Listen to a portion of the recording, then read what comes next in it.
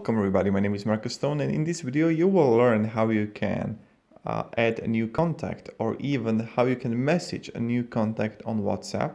So all you want to do is on the right down corner here you have a green message button here, and what you want to do is just write whoever you got, click I don't know here, and write here 1, 2, 3 or whatever. And this is how you can easily message a new contact for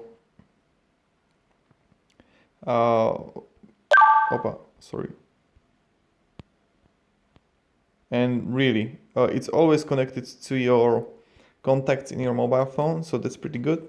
And that's kind of it. Thank you very much everybody for watching. If you enjoyed this video, you can support and subscribe. I'll be really thankful for that, and also write me down below in the comments what else would you like to learn, and I will make a tutorial on it. Thank you everybody, have a great day and see ya.